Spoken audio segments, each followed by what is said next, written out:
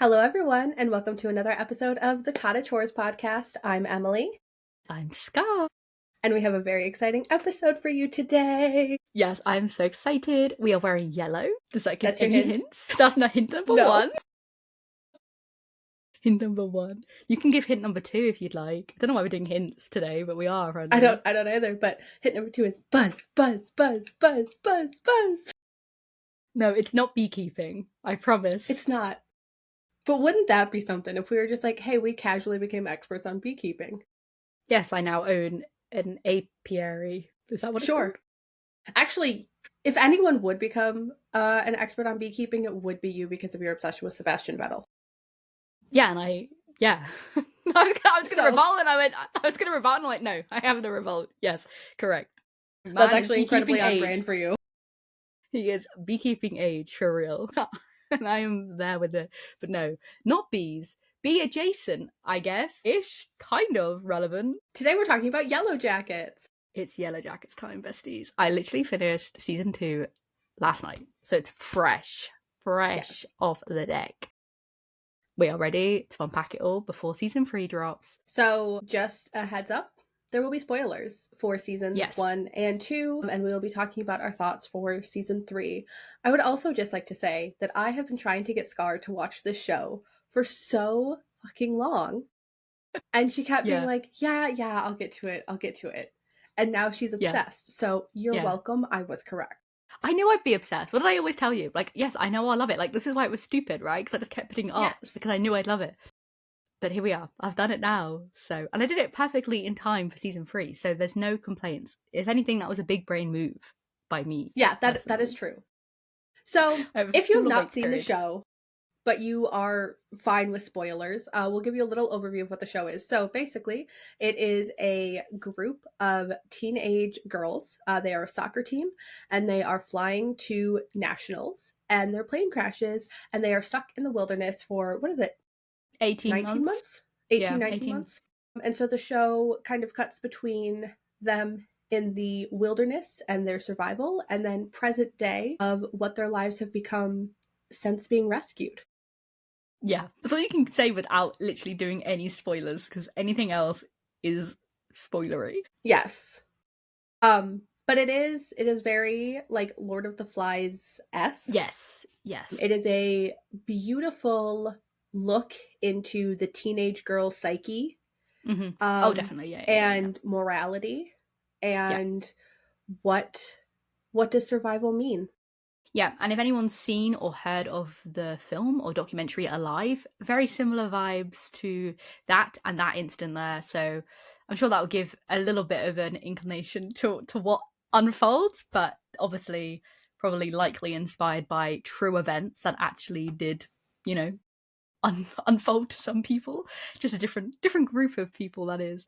Yeah, but incredibly well written. Every single character. The casting, honestly, like, the casting is genuinely one of the best pieces of casting I've ever seen. Like, from child to adult, it's genuinely like, I'm like, yeah, these are just the age up people. Like, it's just spitting images. So absolutely fantastic. It's so wild, especially like if you look at like pictures of the adult actresses and then like younger pictures of them, and you put them next to the teen actors. It's like, it's actually crazy. And it's even like their mannerisms are so similar, and most of them haven't discussed their characters.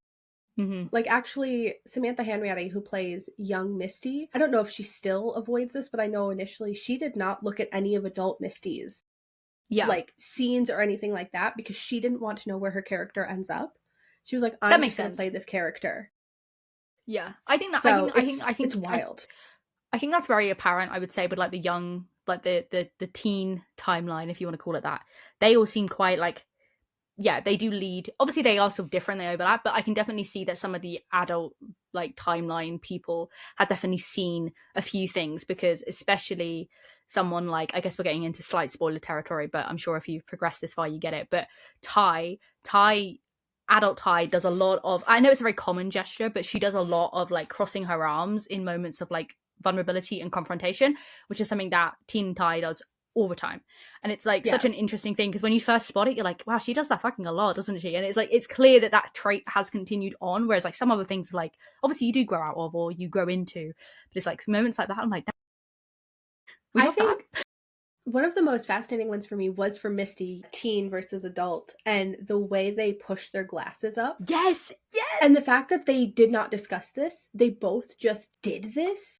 Yeah. It's so wild. And like, it's so good. Samantha did say like she thinks it's because they're both child actresses. And so like that's something that's like ingrained of you, of like touch your face with as least fingers as possible. But it's still just like such a fascinating thing to see. Yeah, it is. It's like such continue. A nice little like, it's such a good character like moment. So I'm like, oh, she did the thing. She did. Dear. Who would you say is your favorite character? That's so hard. That is so hard.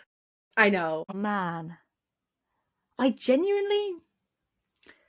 Okay, I think adult Shauna is my fave. Valid, I think adult Shauna is my fave. Because I'm just like, I wish to be as unhinged as she truly is. Yeah. I just am in awe of that and that spiral. And then, I don't know, it's really, I mean, I literally love all of them, that's the problem. And like, they're all like awful people, which makes it even funny. Because I'm like, yes, girl, slay, literally. Yeah. So it's like even better. I do also love adult Misty. I mean, Christina Ricci just like absolutely kills that role. Like, I'm just genuinely like, obviously so does Samantha as young Misty. But like, Christina Ricci, I'm like, she came and she devoured. And I love that for her. But Christina Ricci is one of those actresses, her and Winona Ryder. Like, if they are in something, I'm sat. Yeah, they just come and they will always deliver. They never miss. And I'm like, well done. We love that for you girlies. And then I love young Nat, Sophie Thatcher. Just the woman that you are, for real. Just absolute icon.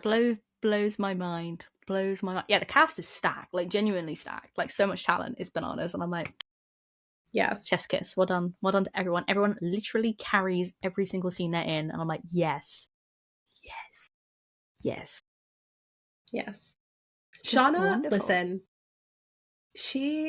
I know, like you said, they're all bad characters, but Shauna is like, I support women's rights, but I support women's wrongs. No, for real. Like, I understand she's awful. Like, even before the plane crash, she was sleeping with her best friend's boyfriend.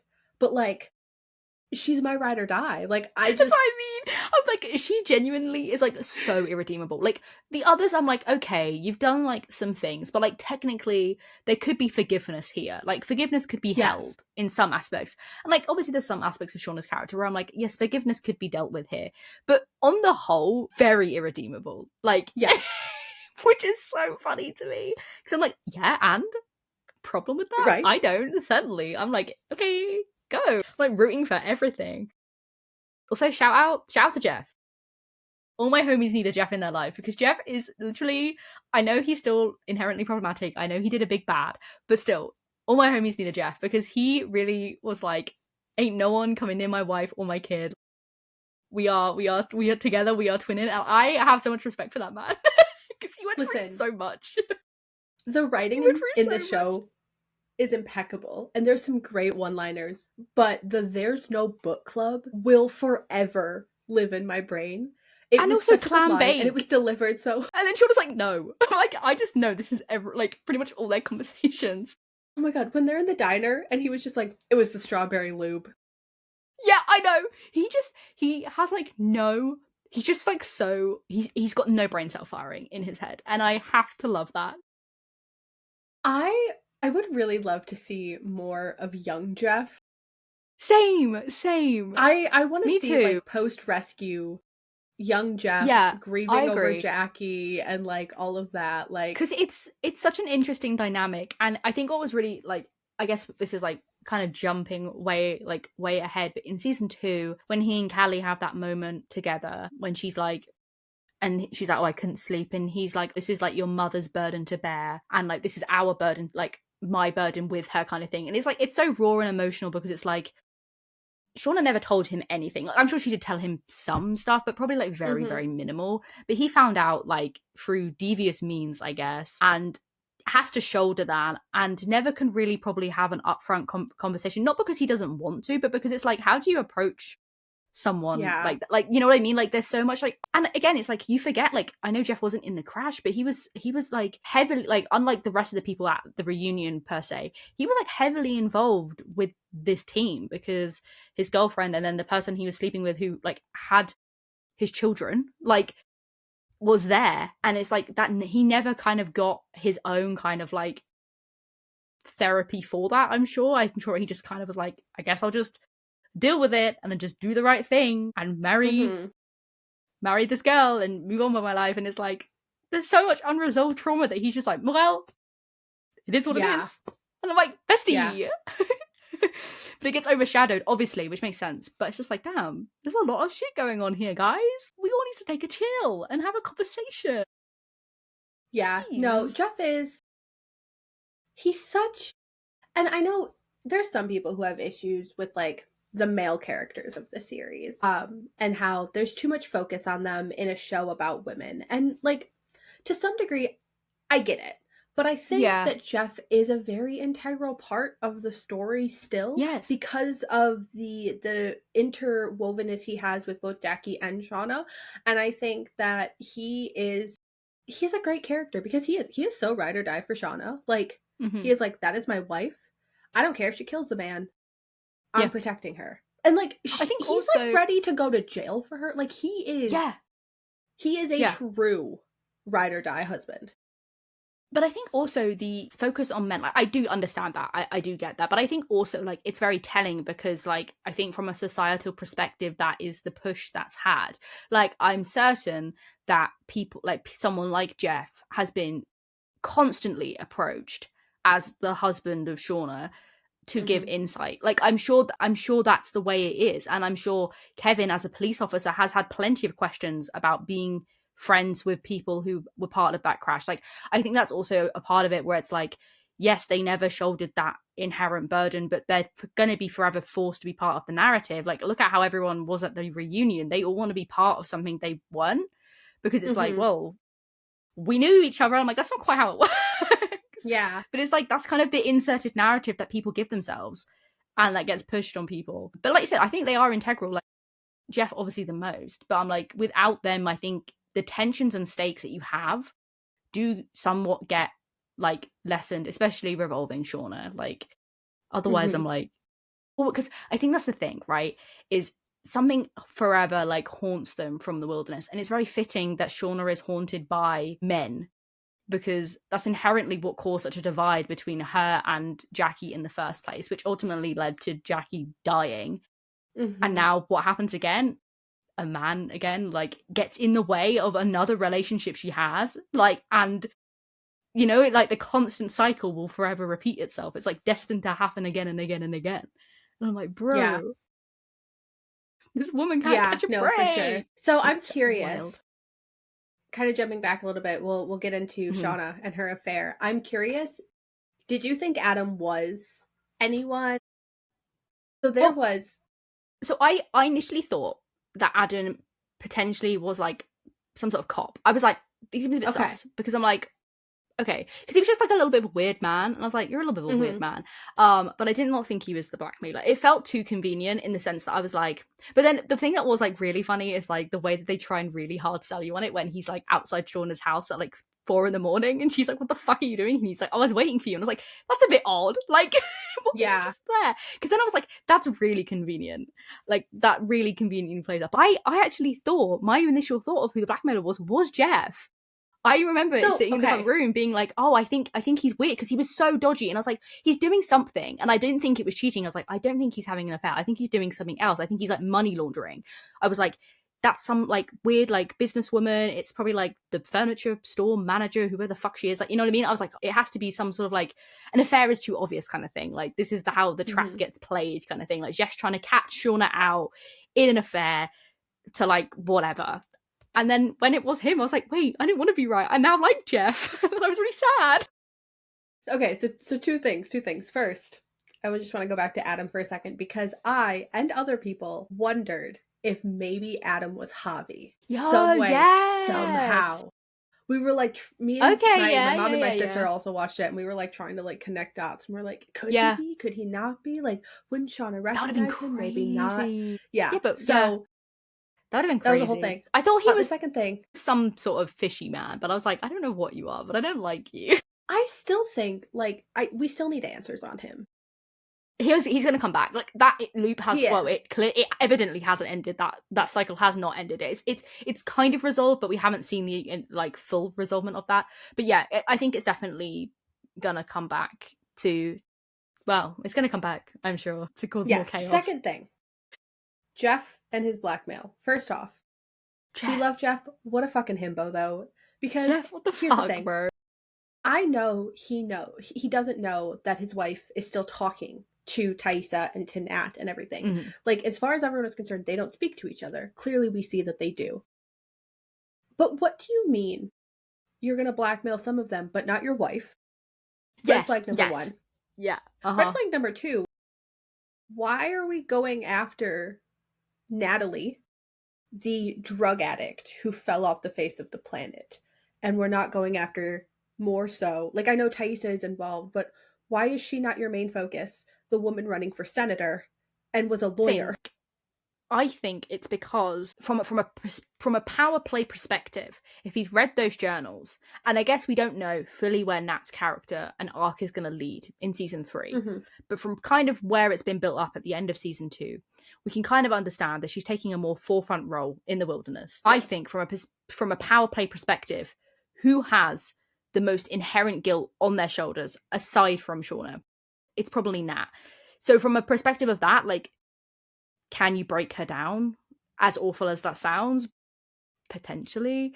If she's clearly so unwell that she keeps going to like rehab, there is an element. Well, also from his perspective, he's like, well, someone's paying for her rehab. That's true. Someone has money somewhere down the line. Don't know who it is.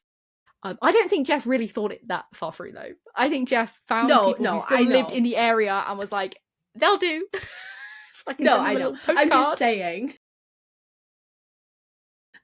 Jeff, man. I can't believe that Nat almost shot Jeff. Like, imagine if that happened. Well, and it would have been with Kevin's gun. Yeah, shit. So, yeah.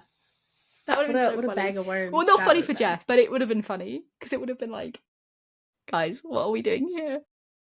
Yeah. I literally, when he got covered in glitter in the store, I was like, oh my god, I can't wait for this glitter to reveal to be the most insane shit. And then when Shauna knelt down in her closet and there was glitter on the floor, I was like, I know. I was like, shit myself. Okay. Speaking of Shauna, the scene where she kills Adam and it's like flashing between like her and like teen Shauna. Yeah, I was like, the cinematics, the directors watch this and wish they could do that. Yes, it was. No, it was so good. It was so good. Yeah, all those like moments where they like interlink and you're like, damn, this payoff. Like, I know for us it's like not technically a slow payoff. Some instances there are, but it's like, damn, this is like a 25-year payoff for these people in their lives. Yeah. Like, it truly is butterfly effect. This has come back, and a similar instance has occurred once more, but a different instance plays out. And I'm like, this is crazy, man. This is crazy. It's so good. So, speaking of payoffs, we can get into one of the theories. Yeah. Which is the Queen of Heart theories. So, we see at the end of season 2, the girls have really started to devolve. They're struggling a lot with winter and starvation. They have already eaten one of their friends, and they are trying to figure out, who do we eat next? So they say, we're going to draw cards, and whoever draws the Queen of Hearts, sorry, you are now a sacrifice. In the teen timeline, it happens to be Natalie who pulls it. Now, through a series of events, Natalie does not die, and instead they eat poor little Javi, who, that's a whole other conversation we need to have. But I'm so emotional over that. I know they're all children, but he is just a child. We then see at the end of season 2, adult Natalie, unfortunately, is killed. Accidentally, but still. So it has invoked an interesting theory about the Queen of Hearts and how it signifies your death point blank period. It's not going to happen in that moment necessarily, but like you are destined to die. And what's interesting is in the adult timeline before Natalie's death, they're doing another ritual and Shauna pulls the Queen of Hearts. So are we going to lose our beloved Shauna? Yeah, I think she has to die. I think ultimately, I think if you want to get her the best payoff of her character, like we saw Nat's story come to like a very good closing arc. I think there could have been more taken with it, and I'm sure we will see more of it. But from her adult character, we saw her heal and forgive and accept and suck, which sucks ass for her to fucking die when she finally comes over this molehill. I think we'll see a very similar thing with Shauna, and I think it is going to be a very, like, not at the expense of her family, but I think that is going to play a huge role. Like the conversation she was having with Lottie around Callie being like, I never felt like I could have her as mine. Like I always had to keep that distance. I'm like, I know they're going to have this beautiful family fucking moment and it's going to go like to fucking shit and I'm going to scream, cry, throw up. Like, I just know she's going to see Jackie right before she dies. No. And I'm going to launch myself off a cliff. I'm going to unalive. Yeah, that's why I'm also curious, because interesting things that were said when they were doing it in the adult timeline is we know for a fact, well, we know that it happens because even in the pilot we see instances of like one of the girls running and falling into a pit girl, as aptly named, as awful as that is. Yes. So obviously we know they do this more anyway. But one of the interesting things is we also know there's an instance where someone refuses to draw, because Lottie says, you know what happens if you refuse to draw. So I'm sure that is going to also come to a head, which is also going to be very interesting to see what that means and who that is. And obviously it probably means you're going to fucking die anyway, so I'm not sure it's a good thing if you refuse to draw, but it's interesting to see how those things kind of resolve themselves. But yeah, when Shauna drew that card, I literally was like, I am unwell. I know. I also, that whole scene is so fascinating because Shauna is like, you know, there was no it, right? Like it was just us. And Lottie says, is there a difference? And I think it's so fascinating because I go back and forth on, is something supernatural happening? Or is it just a bunch of girls going crazy? Because a lot of things can be explained, right? Of not supernatural. Like you can explain away a lot. There are a few things though I cannot logistically explain. I think that's the fun line it toes, because they are making you, the audience, feel how those characters feel. There's some of them who believe a lot more than others. There are some who are like very like, well, I guess some of them now aren't very vehemently against this idea of there being some like wilderness being, but like at the start there definitely was that huge divide over like yes and no, and now it's more blurred. And I think that's kind of what they're making. They want you to feel like that too, because it's true. It's like you're like, okay, yeah, this could be explained. Like, sure, this seems logical, but in that moment, you're not thinking logically at all. Why would you be? At this point, they've been there for what, like 9-10 months? Well, maybe even a bit longer than that at this point-ish. I mean, at the end of season 2, it would have to be at about 9 months because Shauna would have gotten pregnant. That's what I'm just thinking. Before they left. So yeah, we're at like the 9-10th month. Yeah, so at that point, I'm like, I think all sense of rationality has left the void, to say it politely. It's also interesting because we are being told this story, but who is telling the story? They're because unreliable these girls narrators. Are unreliable narrators, 100%. So that's why it's fun. How is this story actually being presented to us? But I would just like the things that I cannot explain away with like reason. Okay, Lottie suddenly like devolving into French during that seance. I know she's schizophrenic. So like that is like part of her whole arc. And I know she was in French class, but that whole scene, I'm like, that one I can't quite wrap my head around logically. And also the bear that just like lays down in front of her. I will say, I think there is elements of like you could sway and be like, yes, there could be logical explanations for this. I'm not familiar with bears. I don't know. I can't remember which one you have to fight, which one you have to like stand still. I don't know my bears. I don't have to encounter bears on a daily basis. That one is more. Yeah. That one is more unexplainable to me than the French, because I think also it's like, are we going off the basis that Lottie has been correctly diagnosed with things? Is there is things missing? Does she, for example, have DID? Does she have alters that perhaps are presenting in ways? Does she genuinely have, like, because we know there's elements of Ty of like there's two versions of her. So there definitely is this kind of like splitting or fragmentation of people, which obviously could largely just be like a purely hunger incited thing. Like people, when you starve, you do go a little bit loopy. That happens. We know that happens. So it's like how much of it is force. And it's even like how what Lottie says. She's like, when she's talking to the therapist, and she's like, was I ever ill in the first place? Like, and I'm like, that is so fucked. She has no idea when this happened, if it is even true. Like, she has no idea if it's like, that's so scary to unveil. So I'm like, I could see that potentially happening. It's bizarre, but I think it's possible. But the bear, bro, I don't know. Maybe the bear was like friends. Yeah, the bear is like just what, because like even like the snow falling on Jackie's body and turning her into a little like nice slow cooker moment. Snow does weird things. Okay. But I think that's purely mental. Like, I think that is stylized to, that is what they saw her as, and that is not what she was. They ate her fucking raw and cold. You think so? I think so. I genuinely believe that they thought in their head she had turned cook. They saw her body there lying in wait, and they thought she has, stylistically, they think that that's what she is. Because when you have that whole scene when she's wakes them. Does it though? Is there a smell? That's when you get into the point of like, is this even like, we don't know. Like, that's the point. It's like, I think, yes, it could be genuinely matter of fact real, but there is no distinction. The only distinctions we do have is like, for example, we do know that when they were eating her, they didn't fucking dress up in togas and place her on a dining table and eat her. You know what I mean? There are some clear distinctions, but it's like, we don't know when there's distinctions and there's not. We don't know if that's actually how she was. She could have just been fucking lying there as a cold ass slab, and they just ate her fucking cold.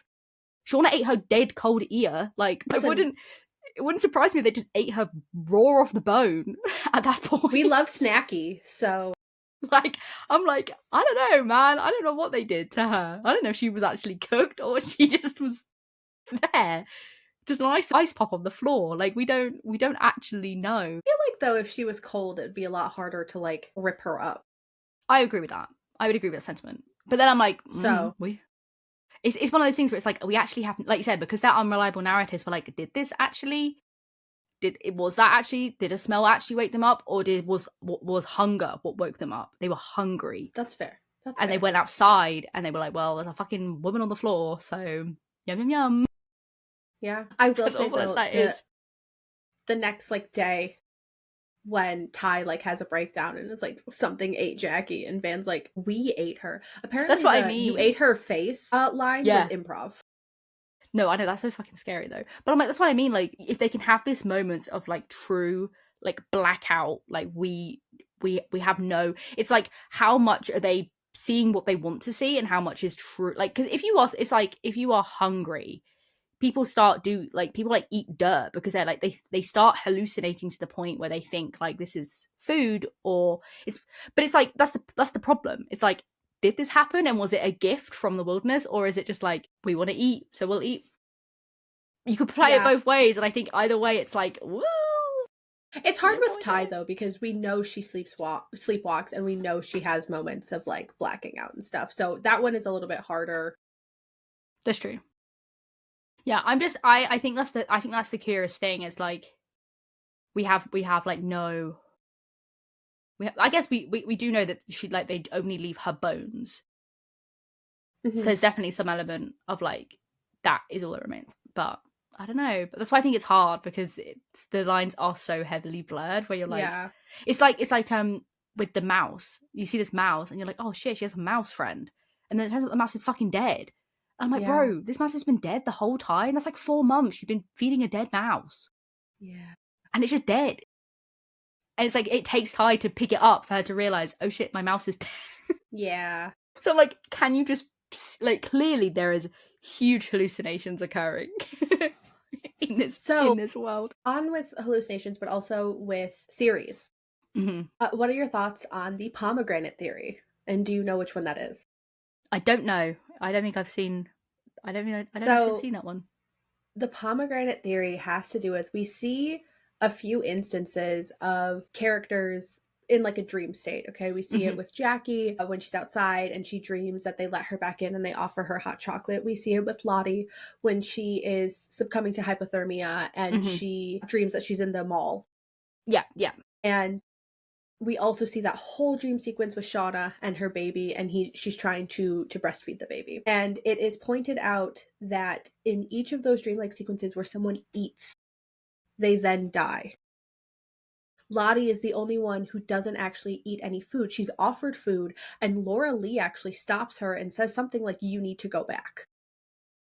And so it's this theory, like the pomegranate theory, like, you know, Persephone eats the pomegranates in the underworld and then she's trapped there. So it's an interesting theory because, yes, was Shauna's baby stillborn? I believe so. Honestly, the fact that she even carried that pregnancy to term is like a whole other thing. Yeah. Considering like this malnutrition and no prenatal care or anything like that. But the fact that we see her finally breastfeed the baby and then she wakes up and the baby is dead. So like it's a very interesting. Yeah, that means that is. I like that one. I also like that one because when Nat is like dying, she's in that process of like, you know, like going into her coma and leaving the earth. She has a conversation with her younger self, and it's like we've been here, we've been here for ages, or we've been here for years already. It's to some effect. Yes. Which makes me think that Nat is going to have some sort of dream like sequence, and potentially that like is that a sense of purgatory that she has persisted for quite a long time, potentially, if that's the theory at hand. Because I could see that being, obviously it could just be in reference to the fact that she's like basically been barely living in her state of being an addict and going through rehab. Like you can take it very literally, but there is also, I guess, the element of like, is there something else out there? It's crazy that her dying moments were her back on the plane, as if like she was always destined to die on that plane crash, and she, like Final Destination style, like she was meant to die and she somehow didn't. Like that's kind of fucked. Like the wilderness did. Then it's like the wilderness did choose you then, because it infers that you were meant to die and you didn't. So I'm like, did you switch seats? Did someone switch seats? True Final Destination style, did someone switch seats and that's why they lived? Because that'd be a crazy reveal if we get that. Maybe get the flight seat plan. Crazy. I too, I just rewatched, or I'm finishing rewatching season 1. I'm going to rewatch season 2 as well before season 3 drops. And I have been like trying so hard to like count people. Because I'm like, okay, how many people did we start with? Because we know an X number of adult survivors. I'm really hoping we don't get any more. I liked the reveal of Van in season 2. I'm really hoping we don't get any more. Well, who do you think that other person is in the trailer? For season Hilary 3. Swank. I don't. So a lot of people think it might be adult Melissa. I don't think it is.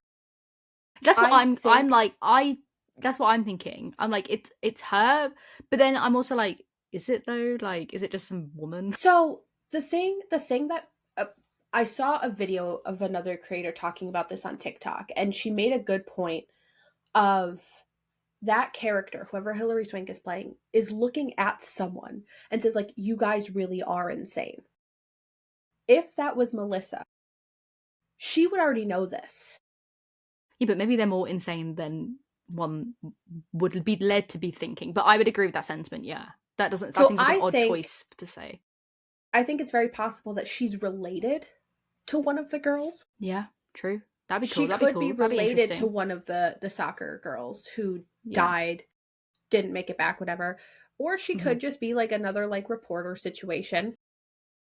That's true. I hope they don't go that route, just because I know Jessica Roberts in season 1 wasn't actually a reporter anyway, but like I like the idea of it being like a sibling or someone who was like attached but maybe not fully attached to it all.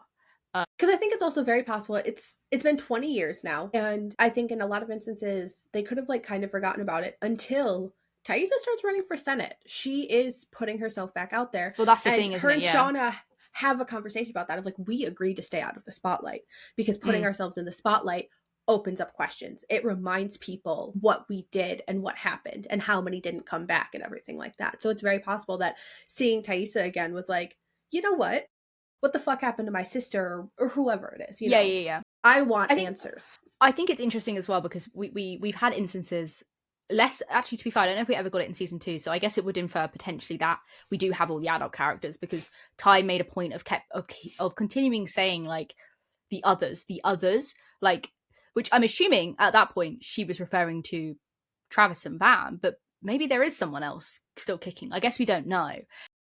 Yeah, so okay, we see a rescue scene in season 2 of them like getting on the plane or off the plane, or it's like off the plane. First off, I want to know how I would they never got get on a those girls plane. on the I was plane. gonna say I would never get back on a plane ever again.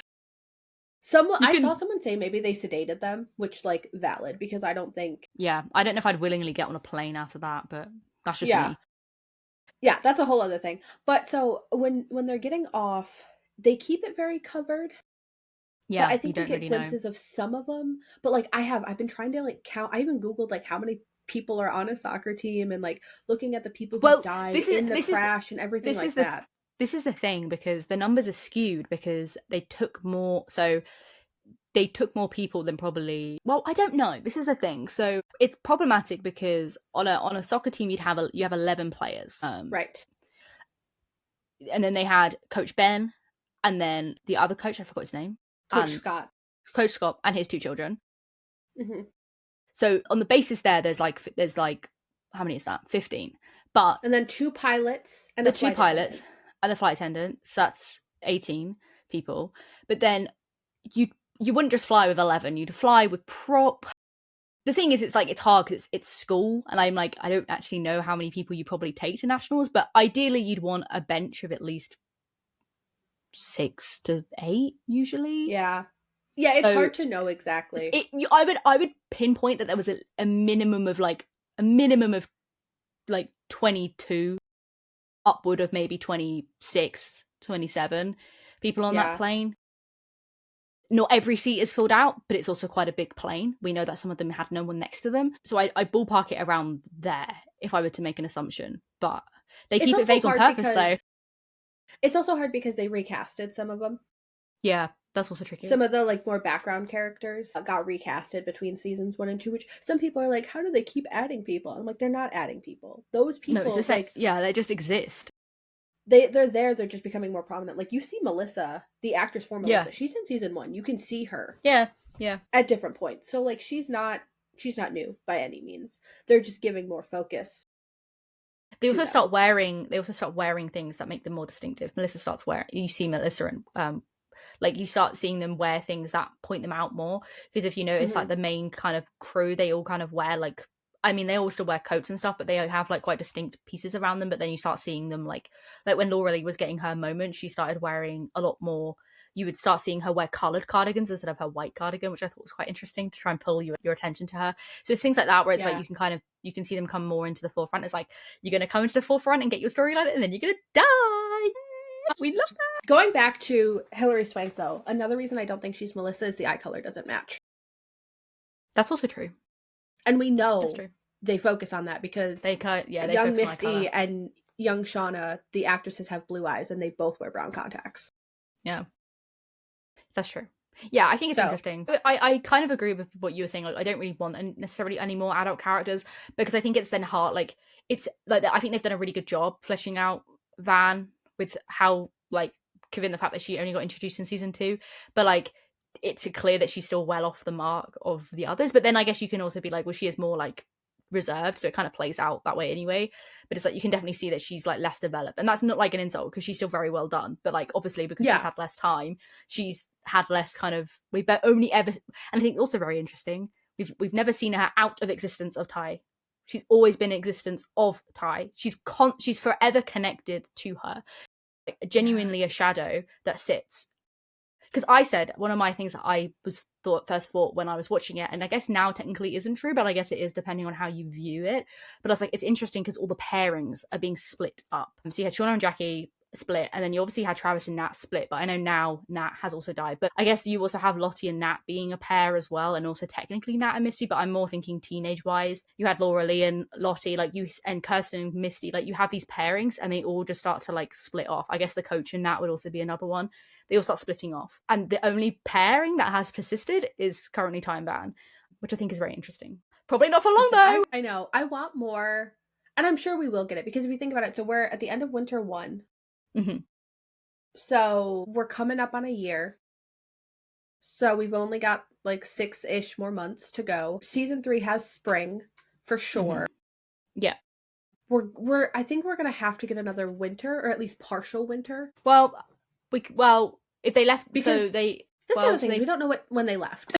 Well, I would. This is the thing, right? Because actually we can Yeah, we can kind of infer when they left.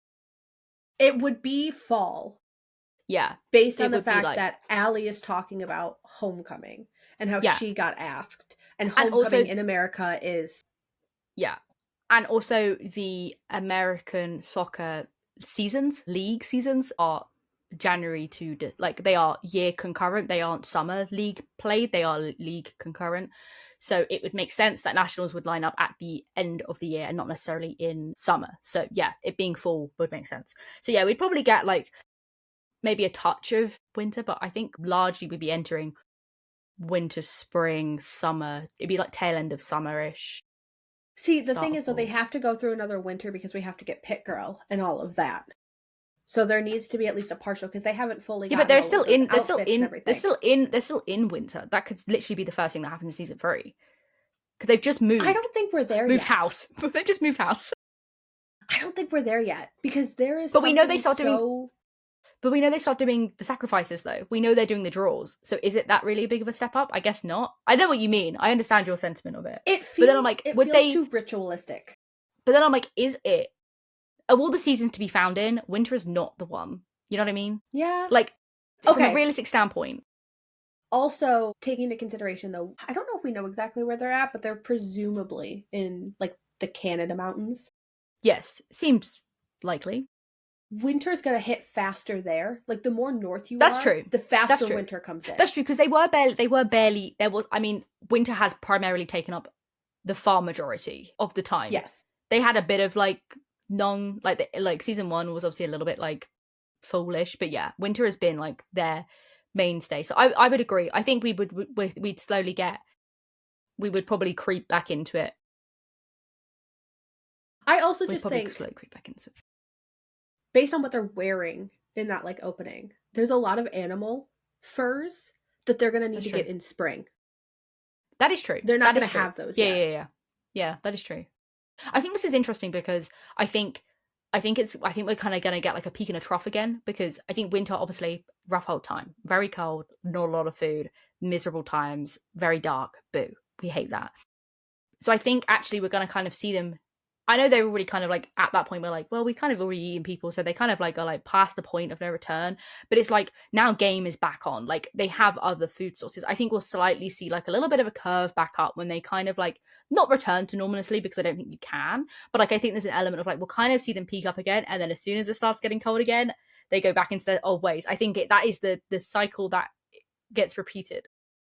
Well, I think it's also, too, it's not even just about the lack of food at this point. It's also about they're getting way more on the wilderness being a thing. And you have to give the wilderness an offering. So that is also going to play a part. It's not just, we need food. It's, we need to satisfy this thing. That's why it's so difficult, because there's like so many elements to uphold. Like they're thinking of like, instead of just thinking, I need to eat and drink, which basically is all they should be thinking about, logistically thinking about, like warmth, food, water. That's all you really need. It's not ideal, but that is the basic necessities that you need. They're thinking about 70 other different things alongside this.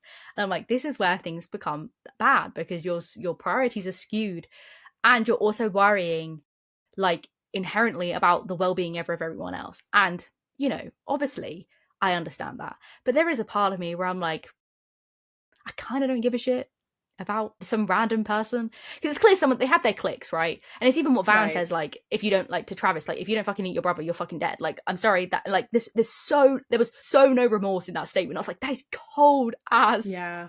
Like, that's so cold. But I'm like, she's not wrong. Like, you just have, sometimes, like, you've got to the point now where it's like, you have no choice.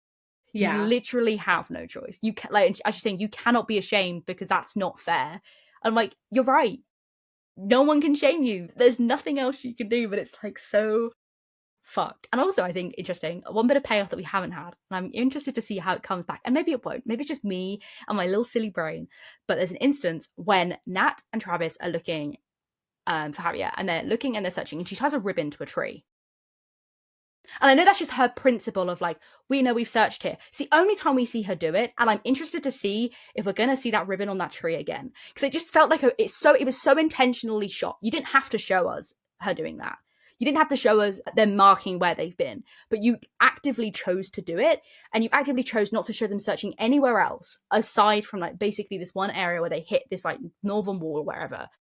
That's such an interesting decision to make. And I'm like, why it would be relevant, I have no idea. But I'm so curious by that because I'm like, it's so focused on her tying that ribbon. They take such a zoomed in shot of her kneeling and tying that ribbon that it's like, that is so, like someone sat and said, camera B, close up shot. Like that is such a choice. Like that is a choice made there. And I'm like, why was it made? Well, there's so much we still don't know. Like that's where it. The Yeah, fuck was Javi for like? Well, he was in that cave, wasn't he? He was. But who was his friend? A bird. No, but like that's what like there's so much we that's don't know the thing. So like, is that ribbon part of that? Like that's true. Because that's true. Also, that's true. If you look at season 3, Coach Ben at the very least, I believe, is in a cave at some point, and I believe Natalie's down there with him at some point. So like he likely is hiding out there. Which also, we see him go in there at the end of season 2. So we know he's found it. And we know he sat in there. And he was trying to make a fire and he was failing. And I was like, babe, that is not how you make a fire. But he was trying his best. Speaking of fire, I don't think Coach Ben lit the cabin on fire. I do not think it was him. I think that is a red herring, much like Jeff having an affair. I don't think it was him. I also would agree with that sentiment.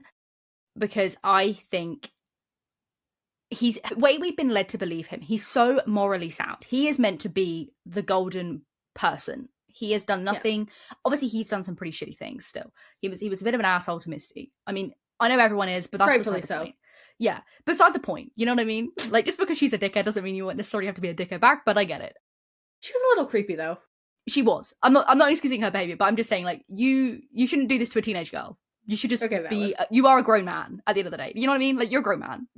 That's valid. And the whole thing with Shauna's baby, I'm like, you are a grown man, like, fucking deliver this baby. Like, you know what I mean? I'm just like, bro, there's instances where I'm like, but that's not necessarily like him being a bad person. It's like, I understand his headspace is not great. He did lose a leg and he's crying over his boyfriend. Big move. And also, he did not ask for this. Like, I know none of them asked for this, but like... He's just there. And he's the only adult, first off, like point blank adult, but then adult male with a bunch of teenage girls. That's what I mean. I'm like, he is brave. He is brave. But yeah, he's meant to be this pinnacle, like, morality stance. We're always meant to look at him and be like, he is the do-gooder. So him making that choice... He is the true good. Yeah, him making that choice would be so interesting to me. Like, is that finally the branch that snaps? Is he like, no, they cannot come back into society? Is that his thinking? Are they like, I just need to get rid of them because they are, like, they cannot be reintegrated? Does he truly believe they're too far gone? Well, I also feel like if he truly was doing that, I know he's only got one leg, so he's hobbling around. They escaped far too easily. There were no casualties from that fire. So if he is truly going to make that call, he would have taken more steps to keep them in that cabin. But did he want to kill them? Was he just trying to displace them so they would be further away from him? But that's the problem. Like, I agree with you. I don't think he set the fire. I think he picked up that axe because he needs it to chop wood or to chop animals, whatever, and he picked up his matches because he needed a fire. I presume that he ended up...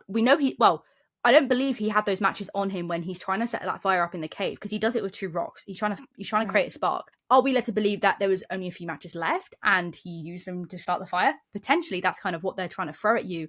But so we know he had them in his hand. Where he put them, fuck knows. I guess they're trying to lead us to believe that he used them. But I would agree. I think it's a decision, and that's why I think they're going to believe who set the fire. It's clearly the guy who's not with us. We're going to go hunt him down, have a little snack. Big slay. Yeah. Just going back to if it was Ben setting the fire, maybe he wasn't trying to kill them. But here's the thing. Yes, they're already irredeemable at this point. But is he really going to, A, piss off the group of feral teenagers by burning down their shelter? No. And not. B, put them in a situation where they are now forced to go even further. That's why I think it's a silly decision, because you would, like you were saying, he didn't really we know that they had to axe the door down. So whether we're led to believe that the door was blocked, but it didn't seem like it. We know he had rope, but it doesn't seem like anything was really stopping them. It seemed like the door was jarred. potentially just could be because the door is jarred. And we know they couldn't touch the handle because the handle was hot.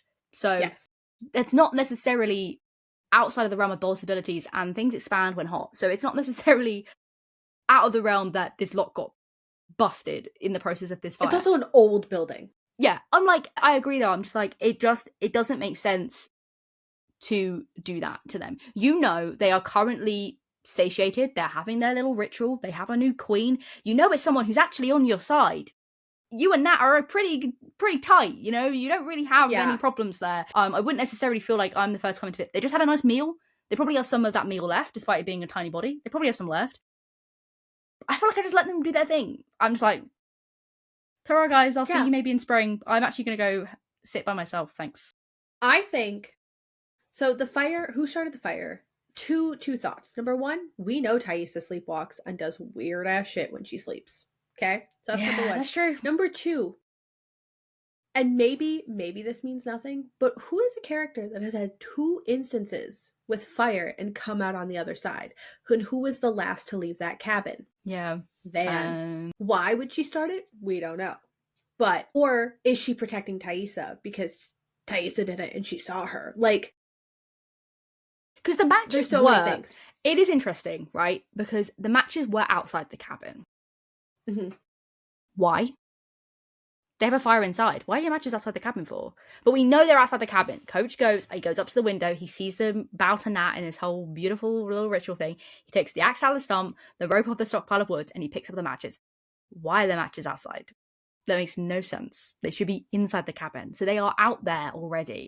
So whether someone's forgot to take them in seems like a little bit, but then why are you taking them outside in the first place? Seems like a little bit of an interesting ploy there. Someone's placed them there. Is it a lucky coincidence? Seems unlikely to me. It seems unlikely to me, if I'm just saying that. It seems convenient. And maybe he picked up those matches, that matchbox, and he realised it was empty because someone's already taken the matches out. But then that implies that there's a whole plot scheme going on, which definitely could be true. There could be a whole scheme going on, like if we want to believe it's Ty, potentially the night before, picking them up, whatever. Like, you know what I mean? There could be a bigger scheme at hand. It could be Lottie. Lottie could have done it. Logistically speaking, you're like, oh, the wilderness has chosen you now. I'm no longer the burden to blame. Let's burn this cabin down and see how you lead us. Yeah. You know, like, it could be some weird, like, fucking sacrilegious, like, we have to start new because we have a new queen bee. You need a new home. And we see them make a literal, like, nest. Like, I'm assuming that there's 2, like, triangle. There's 2 tent-shaped stick houses. And there is one that is literally, like, wasp, hornet, bee's nest. Very on the nose, but very well done. Well, it's also very interesting in season 2 when Lottie is talking to Ned about the bees. It is a very poignant conversation about the queen and the queen having to take out her competition and stuff like that. So, like, that is definitely going to be a play. Yeah, that's why I think. That's why I feel like out. maybe Lottie did it. Like, maybe Lottie chose to do it because she's like, let's see how she can now handle this. Yeah, maybe. I guess we'll never know until season 3 and they maybe tell us. Or maybe it will never be revealed and we'll just have no idea. Also, you know what I want to know? I want to know, is Simone and Sammy okay? Because, Ty, did you actually kill your wife? And also, there's a scene in the trailer where it looks like she smothers someone with a pillow in a hospital room. And I'm like, if you kill your wife, if you kill your wife to get with Van? Where is Sammy? That's what I mean. We don't know. He's missing. Because he was at the teacher's office, wasn't he? They were going to go collect him because they're like, oh my god, he's missing. Was that the series of events that was happening? So he's been left at school? No, he was in the hospital room because he asked, is mummy going to die? And Ty said no. No idea where he is. I'm assuming with family. Leaves. But yeah, she just goes. She says, fuck them kids. Fuck my weird ass kid. I'm going. No, listen. I want resolution on Sammy, but also that child is so creepy. Like, drop kick him as far away from me as possible, please. Yeah, but he's like creepy because his mum is fucking weird as shit, bro. No, I know. Imagine being like 5 or 6 years old and you're in bed and your bed is facing the window and you look out the window and you see your mum climbing up a tree in the middle of the night. I think I'd be unwell would be an understatement. How do you communicate that to anyone? That's so okay, but... And then your mum killed your dog? Bro! Well, he doesn't know that. No, but hold on. If you look at the drawings on yes, his window, I saw those. There's some creepy fucking shit going on, and one of them specifically has red hair. Yeah, he's got red hair. He's got some weird like he's like definitely connected in some way. He has similar like, I think it's like an inherent genetic thing, because we know like it stems from Ty with her grandmother when she was dying, because her grandmother says like, oh, someone outside the window, whatever. So it feels like it was it's a past. Yeah, we feel like it's a passed down thing. It seems that way. Yeah. So then I'm like, bro, yeah, he is I think one of the first messages I ever sent to you was, oh my god, that's a creepy fucking kid. Because I was like, ew, he's so scary. I don't like him. I immediately knew. Every time my sister and I talk about the show and we talk about him, she immediately goes, Sammy, Sammy, Sammy. I hate it. But I also really feel really bad for him, because he gets blamed for like writing the like spill it on the door, and it was Ty. And I'm like, you fucking roasted your kid and was like, you're naughty, and this kid didn't even do it. He was probably just in bed like wondering where his dog is, and you killed the dog and wrote that on the wall and then planted evidence under his bed. What the fuck is wrong with you? Yeah. We do need resolution there. Here's things we need resolution on. We need resolution on Simone and Sammy. We need resolution on who the fuck is Javi's friend. Ew, yeah. I'm really not ready also, for that. Why was he not talking? Like, why was Javi just probably because his friend told him... I have a feeling his friend was like, don't say anything. Yeah, but I'm just like, what's going on? I would like resolution on Adam, because I think there is more there. Man, there has to be, surely. I don't understand how you can introduce someone... How can you introduce someone as this whole... I know it's like as a red herring, but it's like it just doesn't feel like that payoff is satisfying. Well, we know it isn't fully resolved, I guess, but I would agree with the idea that his character needs to make, like, not necessarily him, obviously he's not a fucking ghost, but, well, maybe he is, I don't know. But I have a feeling that there'll be more to that, because it's the same with, like, we didn't think Kevin was going to play that big of a role, and then we get the lore drop that he's a cop, and the same with the Matt guy. I've had a feeling this Matt guy was a little bit sus. I was like, this is a bit convenient. Like, why are you here? But like that, we get that whole storyline playing out. So it does feel like those male characters are very intentionally pinpointed in. Like even Randy, I'm like, why do we care about Jeff's best friend? It now makes sense, right? Like we now actually have like a purpose for these people to exist in this woman's world. Yes. Which is funny. I just thought about it and then I lost it. Oh, Travis's death. There's more there. There's more. There has to be more there. There has to be more there. There has to be. I am so... The way that Lottie was describing it, I'm like, I don't know, bitch. Can I trust you? Not really. You're a little bit sus, man. I'm like, I don't know if I like that. I don't know if I... Also, how... Okay, here's my real qualm with this, right? Mm-hmm. I'm a police officer. I'm not, but I'm a police officer. I go to this crime scene, right? A man has hanged himself from I don't know what that piece of machinery is, but like some sort of crane-esque machinery. You know, I'm looking at that and I'm not thinking that's a suicide. I'm thinking that is a little bit suspicious. I'm like, I just, no. I personally, I'm like, that the leaps they took to get there, a little bit alarming to me. Okay, I get why, but I'm like, they did not do a very thorough investigation, I'll put it that way. Here's the thing though. American police. That's what I mean. Already. But still. Red flag number 1. Number 2, he was a former addict. They probably thought he was like strung out on something. Yeah, but that's the thing though, it's like, but like that actually makes it more likely that it would be foul play, because statistically speaking, and statistics mean nothing. Obviously, people break statistics. Statistically speaking, people who, unless they overdose, which is not technically not classified as suicide, it's classified as an intentional homicide, which is bizarre, but it's true. They are more likely to be victims of foul play than suicide, because they are seen as vulnerable people to prey on. So statistically speaking, in their mind, I'm like, bananas. If I walk into that scene and I stare at this man, I'm not thinking, you know what? Buddy had a fucked up old time and he fucking hung himself. That's not really where my brain goes. Especially when, like, if you do even, like, 5 minutes of investigating and find out this crane needs a little button. Yeah, that's what I mean. To lift. I'm like, Miss Girl, I don't know if that's necessarily how that works. Okay, listen. Just gonna throw it out here. Did Lottie pay them off? Well, She drained Travis's bank account. From the way that Kevin talks about this whole the whole scenario, I'm like, bro, do you have a single brain cell firing right now? Like, the way he talks about it, he's like, yeah, I have the autopsy report, like, and I'm like, bestie, are you listening to yourself? This is bizarre. How did they not, like, police work, right? And listen, do I know how individual police departments run? No, but I do actually have a degree of understanding, literally a degree of understanding of how they should work. Those processes should work. Even if you think person has committed suicide, even if that is, you are like, this seems dead and dry, like this is what happened, you have to still take the legal proceedings of investigating this person. The first thing they should have found was his bank account being drained. Because what you do is you check to see if they've done any activity that would cement the idea they potentially had thoughts of doing that. And one thing that sometimes people do is they do drain, they're like, they will take money out or they'll give money away or whatever. They should have seen that and they should have been like, who did that? And then they would have realized it wasn't fucking Travis. And then they would be like, oh shit, that's fucking weird. Who drained his bank account?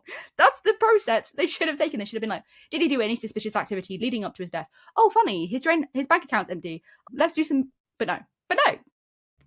No, I agree. That's why I think there's more to it. There's more. Yeah, that's me. And you know what's really sad? Is Nat's never going to get the resolution to it, which makes me so upset. That makes me so upset. I don't want to talk about it. That makes me so mad.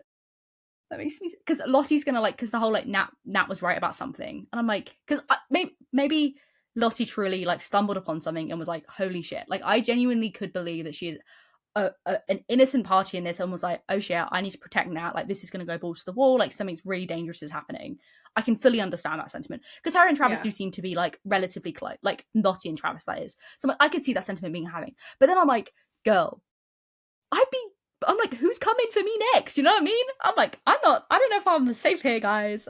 I think someone's coming to get me, and I'm not necessarily happy about that. No, for sure. It's there's more. There's more. As my daughter would say, Mo. Well, I know that Lottie says like, oh, I drew the symbol and stuff, but like, it's like the symbol was there from the wilderness.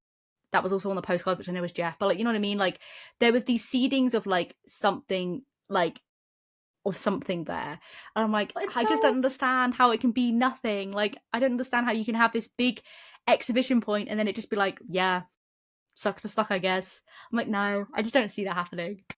It's so hard when we know they're unreliable narrators and we know Lottie is mentally ill. And that's not, like, I'm not putting blame on her or anything, but like, no, but it makes it hard. Her perspective on reality is not normal. No. So, like, it's not. She was the only one there, and it's just like, I don't believe her. I'm also so interested to know how they knew where Nat was. Like, she was watching her. She knew. So Travis died, right? So Travis is dead. Lottie's like, oh shit, Travis is dead. Gotta protect, like, gotta do whatever she did. Protecting Nat sentiment, whether that was being a part of it, being a separate part of it, whatever.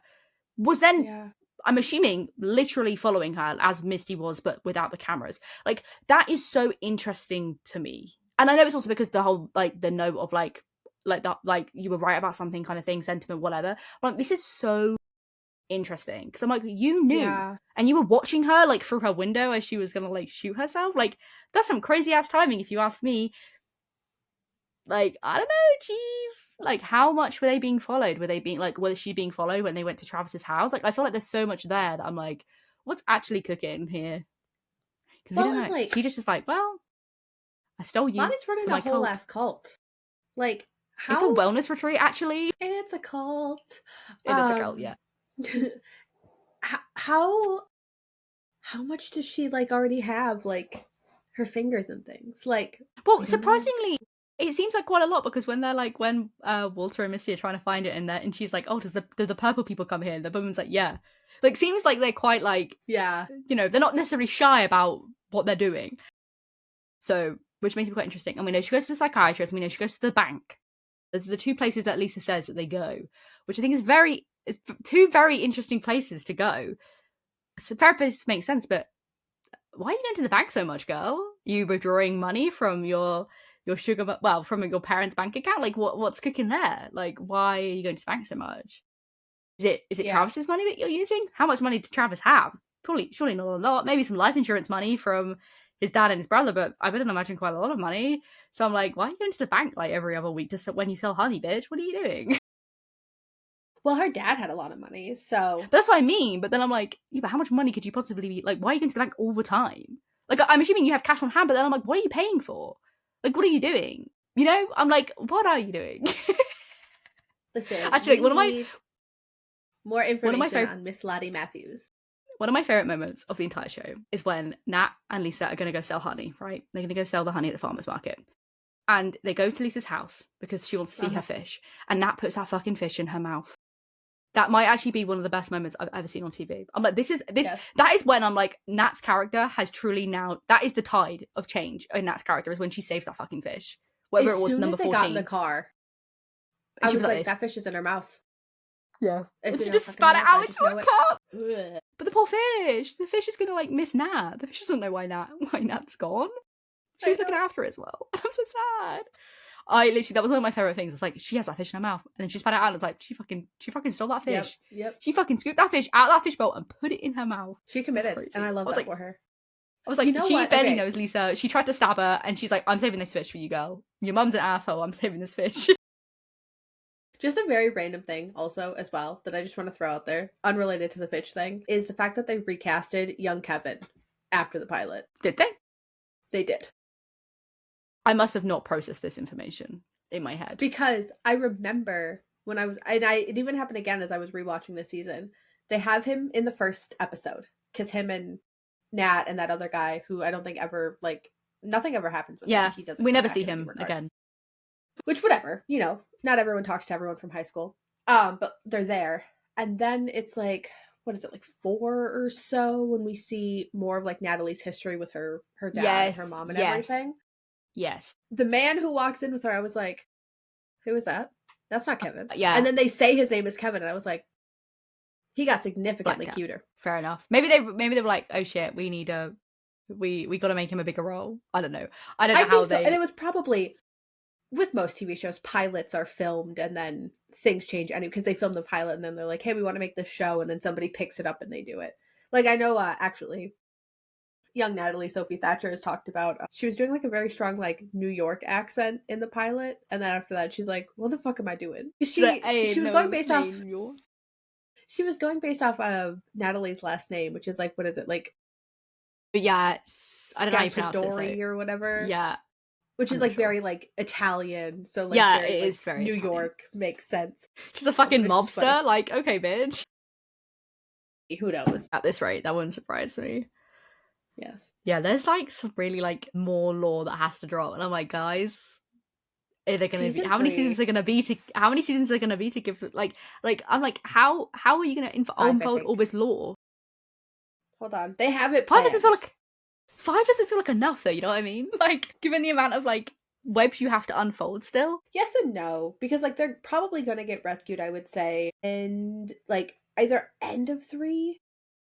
Maybe beginning of 4. I could see the tail end of 3 being like the build up to potential rescue. I could see that being the way that gets played out.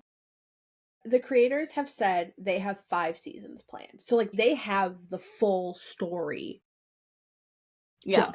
That makes sense. You can tell that. You can tell there's purpose with everything that's done.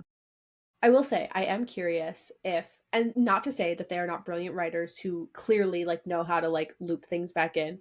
I do really wonder, though, if Pit Girl is not meant to be that big, and like her identity is not meant to be that big of like a thing, and then everyone latched onto it, and now they're like, no. But I think it's significant that it's not a big thing. Like I think it should not be a big like I think the fun thing about latching onto something like that is because it's the first thing we see, and we're like, oh shit, this is like a huge moment. It's not a huge moment. There have been so many other bigger moments up to this point. This is going to be nothing. I think that's the point. I think by the time we get to that moment, it's going to feel very anticlimactic on purpose. Like, I think that's actually the fun of it. The more you understand, like, and I think that's actually like very cleverly done. It's like, oh shit, this is a really shocking moment. They're like chasing someone down. Like, oh shit, like what's happening? And it's like, actually, that's kind of a normal day out, to be honest, with all of this. So, woohoo! No, but I think that's. I think it's really interesting to see. I'm just really interested to see how they are rescued. What what is that catalyst? Why? I'm also really intrigued because, like, there's presumably a search happening to some degree. Like, they are trying to find them. I would imagine crashes and by they're now, going to... Yeah. By now, in winter, probably aren't actively searching.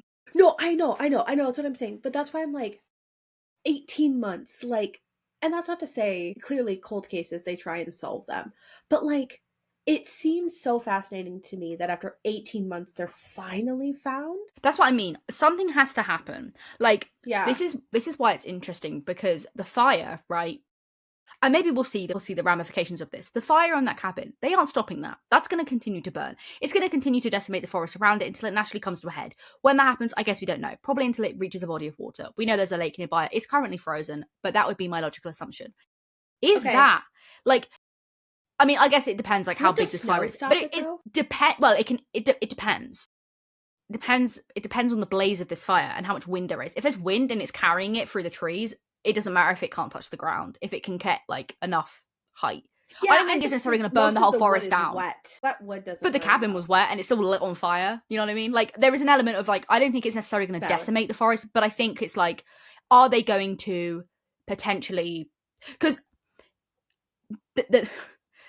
there's several ways to search for planes, and this is the funny thing about planes, guys. Because I've listened to and I've only listened to podcasts about this, but I watched listened to a whole podcast thing called Black Box Down, which is all about plane crashes, why they happen, instances where they've, like, been, like, rescued or missing planes.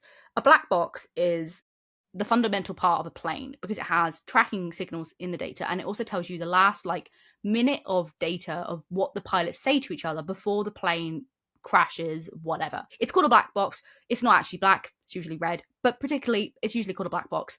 It also is important because it's usually indestructible.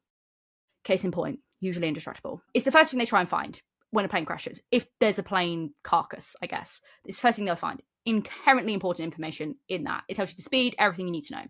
Obviously, that's kind of unimportant in this case because they don't know where the plane's crashed. What they do know is they do have signal data from this plane. However, the catch is it's a private plane, and also there are probably the last cell town pinger they probably pinged off would have been where they departed from, because I don't imagine they were in the air for too long, given how we know about that plane interaction going.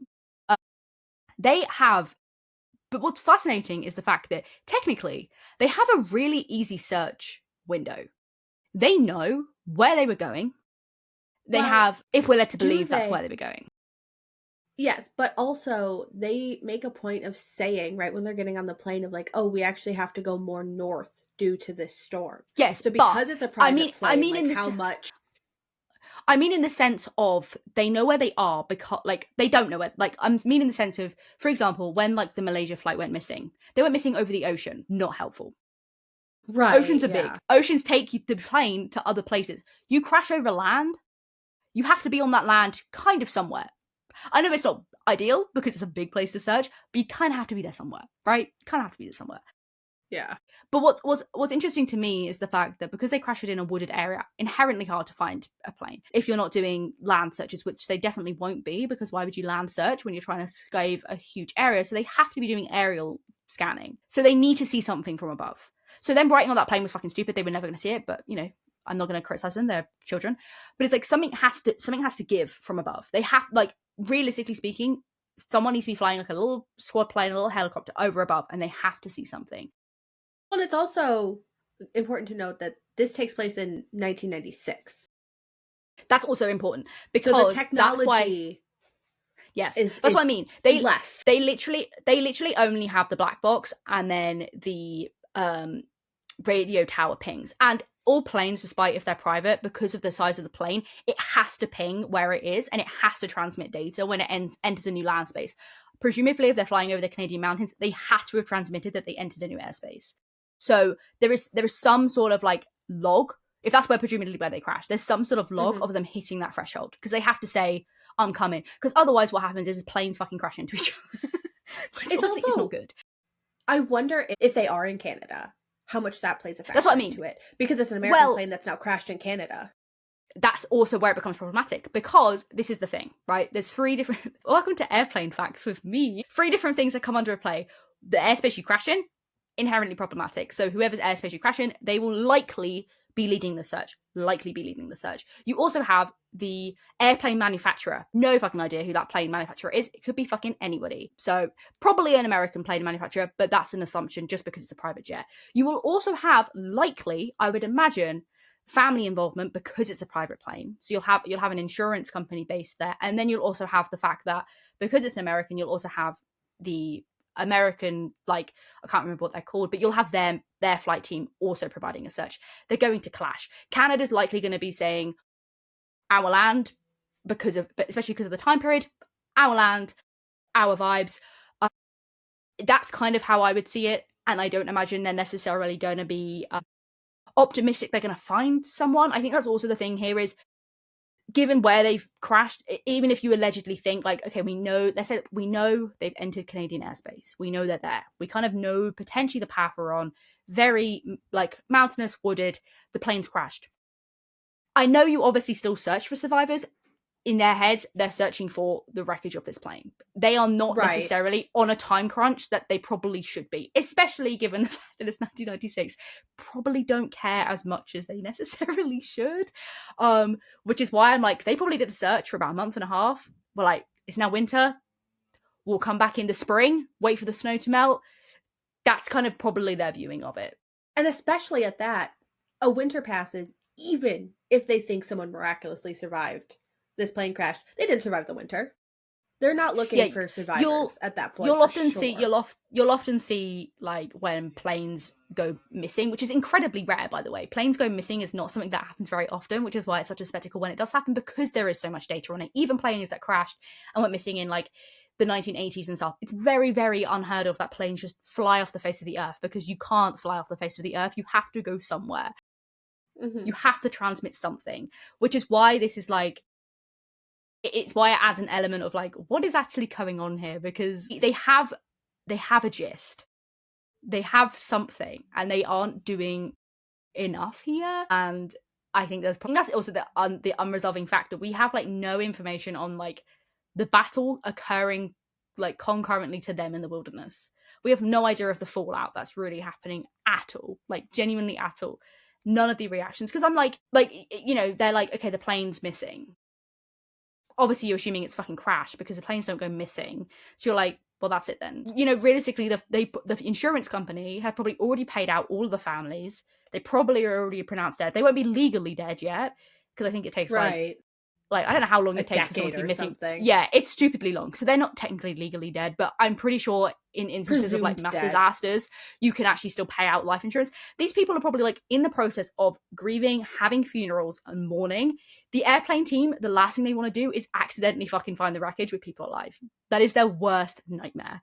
Like, genuinely the worst. And that's happened. Like, there have been plane crashes where they're like, okay, everyone's dead. It's been 4 months. Like, well, not everyone's dead, but like, everyone's dead. Like, we don't know where the plane is. They've then found someone, like a survivor, found then the plane crash, and there's like other people still alive. And they're like, oh shit, we've already like paid for everyone's funeral. Yeah. Like, that's not a good look. It's not a good look. It's not a good look, guys. It's not good. I think it's so fascinating because we don't know why the plane crashed. Is it the wilderness? Yeah, that's why I'm also I think it's very classic, like bird in the engine thing, because there's a fire. Fires on planes very rarely happen. A lot of things have to go wrong for a fire on a plane. So usually the one being fuel, but we know it can't be fuel because it doesn't explode. Like we know there is a crash landing, that the plane hits the floor, right? So it doesn't like go in the air like with Laura Lee's plane. So it loses every sense of like flotation that it has. Flotation is the wrong word, but just to put it like very simply, it can't stay in the air. It's going down. So it feels like one of the engines is blown, which would then cause the wing to blow. If one of your engines goes, you're then going whoop, and to compensate, you go down. That's how I feel. Very common for birds to get in all sorts of trouble in planes, especially a plane like that where it's not a big passenger plane. It probably only has 2 engines. You lose one, you're fucked. Like, I was just saying like we don't know what exactly caused it. So and I think that's what's interesting as well, because there's panic, obviously, but we're actually in a perspective during the crash of someone who is not fully lucid during the time because they've taken medicine. Because we're from Shauna's like, yeah, that's correct. And it's like, so we actually don't know we get the instance of panic when the oxygen mass drop, which also implies that there is a drop in, there's a burst somewhere. Something is, because they are losing pressure. But we have no idea. Like, we do get the pilot saying something, but I can't remember what they say. But yeah, they're they just nosedive. talking about like basically how to land it in the best way, I think. Yeah, which is their goal. And technically, right, I know they crashed, they did land the plane, which I know sounds insignificant, but the fact they're able to do that considering they lost pressure, pretty impressive, because the planes don't typically, planes nosediving is an attempt to land. Sounds stupid, but planes, if they lose pressure, will just fall out of the sky. So they made an attempt. Yeah, it's that whole thing is so interesting, because if they never got a private plane, would they have made it there? If they didn't go more north because of the storm. Or they always destined to crash, you know what I mean? Like, is it truly Final Destination style, where it's like, it didn't matter what was going to happen. As soon as they flew over the wilderness, it chose. And it chose Right, that's what I'm saying. Like, because that's fucked. That's so scary. Yeah. I do just want to go back to the black box a little bit, because it is one of my favorite conversations about Misty, because the black box would not have saved them. Because like you said, it's got data, but it's not like pinging out a little GPS, find me here. It would have given them data on why the plane crashed and like moments before the crash. But what's fascinating is Misty thinks it will save them. Yes. Misty thinks it is pinging out a GPS and destroys it anyway. And I am so enthralled when that comes to light. Yes, because this is the thing, right? And I think potentially things have changed on planes. I know that for a fact. But yeah, black boxes in their basic state do not really provide any useful information outside of if you don't have it. If you don't have the thing in your hands, pretty fucking pointless. They do have like some sort of like GPS thing. They help ping the plane. So for example, if you're flying, I'm flying my plane and I'm talking to my co-pilot and we're saying, oh no, we're losing cabin pressure. It'll know whereabouts we're having that. And it will say like log 30 seconds, blank, blank, blank, blank, blank, coordinates. This is the conversation we're having. Like, there is tracking there available. Right. Really not helpful if you aren't transmitting to a tower, which they definitely weren't, and without the rest of the flight information, which they don't have because the plane has crashed. So yeah, right. It's really fascinating because she is under the assumption that she is, even when Kirsten, like when she tells Crystal Kirsten and she's like, oh, I broke the transmitter. That's what she calls it. It's so fascinating because she genuinely believes that she has like doomed and saved them, like a very like split side of like, I've doomed you all, but I've also saved you all because I'm so useful. And it's like, girl, that's so fucked. Yeah. That's so fucked. That's what I'm saying. Like, I kind of, her destroying it makes no difference, but she thinks it made the difference. And it's, and that's the difference that it makes, is the fact that she thinks it does, because every choice she makes from that point on is purposely intentional, and that is why she's so scary. Like, she's so scary because she's so manipulative, and I don't think she even truly realizes how manipulative she truly is. I don't think she does, because I think at the end of the day, Misty genuinely just wants to be loved and to be needed. Everything she does is motivated by this desire to be loved and to be needed. And that's not to say, like, she's not a good person. Like, none of them are. But, like, I'm not saying that justifies any of her actions. But, like, she just so genuinely wants to be needed and wants to be useful and wants to be of service. And that, at her core, is what's driving her. Yeah. And it's such an interesting character to look at, because like she is doing horrible things. That's why it's interesting, because you have this juxtaposition of someone who wants to do so good. She wants to do good. Inherently, she's like, I want to help, I want to save, I want to nurture. But she's actually doing the opposite. She is causing harm, she is causing destruction. And that's why it's so interesting, because it's like the way that their character, like, it's even interesting because we get more instances of it. Like, we have Shauna portrayed as this very like living in the shadows, jealous character. We even have it when she starts writing in her diary, like, why didn't it choose me? Why did it choose Nat? Like, this is an inherent thing of like, she wants to be the number one. Right. And then when she finally does become the number one, things don't necessarily go to plan. But it's like they all have this driving motivation. And it's like, because Ty has it. Like, Ty has this thing where she feels the need to constantly provide when it's not necessarily wanted. Like, she's like, oh, I can give you money. And it's like, girl, this isn't helpful. Go away. And it's like they all have this, like, fatal flaw, but it's actually not a fatal flaw. Like, it's actually, like, a really positive thing, like, typically, but it gets played, like, on such of its head. And, like, yes. Yeah, I really want Misty to tell. Like, I want her to have this moment of confession where she's like, I broke the transmitter. And for someone, and maybe even for, like, Walter to be like, okay. And she's like, well, I doomed them all. It's like, no, that wouldn't have mattered. Because I think that's a really I think she needs to have that conversation. I think someone like Walter who has that knowledge would be like, that's not how that works, buddy. He'd be like, I don't understand why this is significant. It's like, okay, good for you, I guess. Like, you know what I mean? I feel like there has to be some, like, payoff to that. There has to be a confession outside of Kristen who died. So season 3 comes out Valentine's Day. First of all, what an iconic air date. That's so funny. And their promotion, their marketing team, give them a raise. I feel like they came up with that slogan and then they were like, okay, the best day is Valentine's Day. And I was like, yes, you're so correct. Yes. Well done. You nailed it. I'm so excited. It looks so good. I'm so, like, the only thing is stressed. I was stressed throughout season 1 and 2, but I'm so stressed because now it's like all kind of, like, safety guides are off. Like, anything truly can happen. And I'm like, I'm not really prepared for that. I'm like, I'm not prepared for it to just get worse. I know, now that, like, they've killed off one of the adults, it's like all bets are off. Anybody can just anything can happen. No one's safe. And I'm like, I don't necessarily like that. I don't like that, actually. No, I'm not a fan. I was actually quite happy. That back. I was quite happy with them all being friends again and chatting and, like, getting drunk. I know. That's be good. Do you have any predictions? Anything you think is going to happen in season 3? And don't just say somebody dies, because... No. I don't necessarily know if it'll happen in season 3, but I definitely think with the Queen of Hearts thing, like, I definitely do think that Shauna dying is obviously, it's on the table. I could see it, but I think... But then I guess maybe being bold is the choice, right? Getting rid of basically the leading adult star. Well, midway through your... It's also interesting because in season 3, her character as an adult even says the only way to survive is to be the only one left. So it's especially interesting that she says that.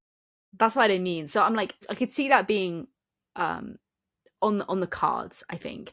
It seems like we're potentially getting more of Jackie as well. Mm-hmm. We saw a bit of Ella Purnell in the trailer, so I'm assuming we're getting more of Shauna being haunted. So I think that's also interesting because you have that whole element of she seems to be the, well, I mean, I guess it logistically makes sense because she indirectly caused her best friend's death. Who she was in love with. Yeah. Yes, they are lesbians, Your Honor. Thank you. Yes. But I think it's interesting that she seems to be the only one who is haunted, like directly haunted by someone. Yeah. So I think that's really interesting to see how that, like, pays off. And I'm assuming that is definitely going to obviously play into how she dies, which I'm going to be sad about. Very happy. I'll also be interested to see, like, it's not necessarily a prediction, but I could definitely see Ty and Van's relationship falling apart. Not adult, teen.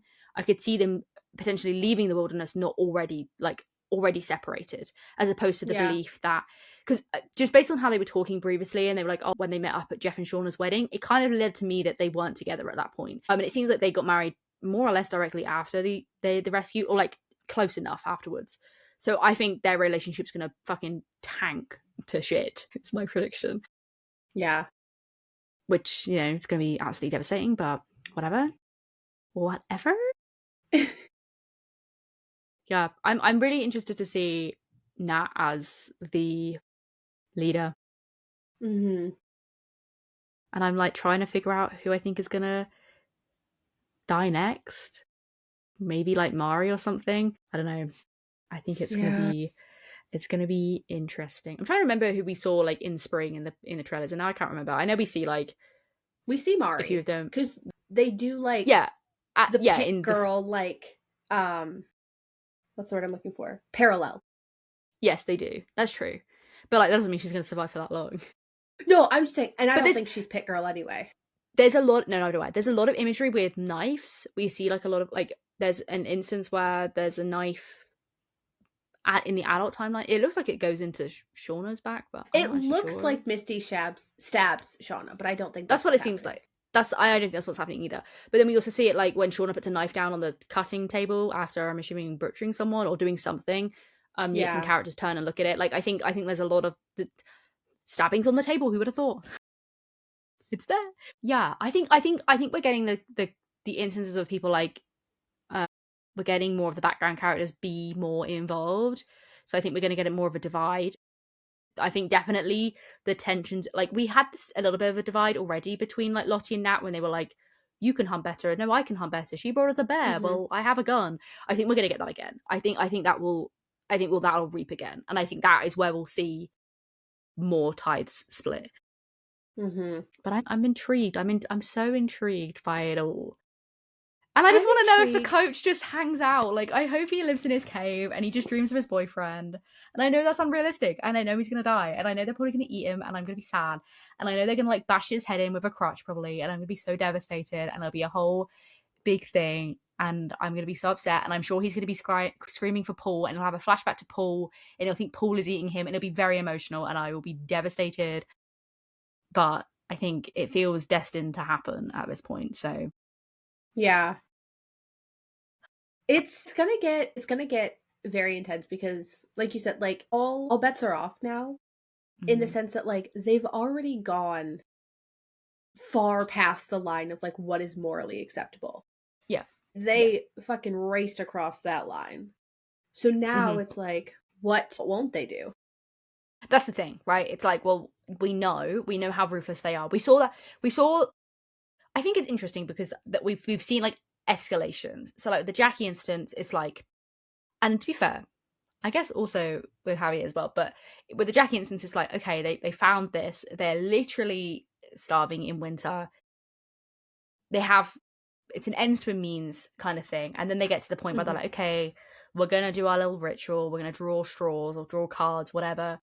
We have to make that decision kind of thing. Like there's an escalation. Again, though, the person dies accidentally. There's actually no killing done there. He falls into the ice. They let him die, but they don't kill him. This is the thing. It's an escalation, though. They don't necessarily kill Jackie, but indirectly she was killed. So the next possible step is one of them is being fucking hunted and killed. And I think that's continuously like they're just going to keep upping the ante little by little by little. But I think that's why it's so scary, is because it's like, yeah, they've done like probably what most people, well, cannibalism is like seen as like the big no-no on like all religions, all countries, all areas. That is like the one big no-no. People have different thoughts and feelings on loads of different things, but cannibalism, they're like, no, you do not eat your fellow man. That's a big no-no. So like they've done the worst technically you could ever do by morality standards. So it's like, bro, they got nothing fucking left to lose. Also at this point, I'm like, do they realistically think they're going to be found? Probably not. They even act like they even talk like they're not going to be found. They don't think anyone's going to find out. So they're kind of like, meh. Yeah. Which is like, such an interesting thing because like, what's their plan? Just to like keep going until there's no one left? Like, well, this is the thing. This is where it raises this really interesting like apocalyptic theory where it's like I've always held this vehemently in my heart. And I think obviously I can say this, but if it were to happen, which I don't think it ever will, but who knows, where it's like if there was a zombie apocalypse, whatever, even if it was like super tame, these zombies were like fucking slow ass things. I was never really in any peril. Why? And it's incredibly morbid and pessimistic and awful. Do I have a point of survival if there is no resolution, if there can never be a vaccine to this, why would I live? And it's not because I don't want to live. It's just like necessarily, it's like, what am I doing but delaying the inevitable? And it's like, for them, it's like, what are they doing but potentially delaying the inevitable? Is it at that point worth it? Is it worth the pain and suffering you're going to go through if you truly believe you aren't being saved? That's why it's morally so interesting, because it's like, I don't know, if it were me and we hit winter and we were fucking starving, I think I'd be popping my clogs. Like, you know, yeah. Maybe in that instance it's different because you have a group of people and you're friends with each other. So maybe there's a little bit of like the morale, like happiness wise, is a little bit different. But I'm like, I don't necessarily know if, you know, as soon as we had that conversation where it's like, well, we got to do something because, you know, we got to move, we got to keep going. I'm like, do we though? Because I certainly don't feel like keep going. I've actually had enough. Here's the thing. I'm actually done, guys. You can eat me, but I'm gonna go jump off this cliff, and you just take that as you will. You know, like, I'm actually good, Chief.